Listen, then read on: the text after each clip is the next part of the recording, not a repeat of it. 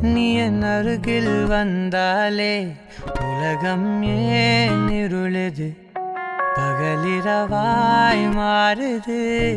வளைவினில் எல்லாம் வளைந்து தொலைந்து போவேனே.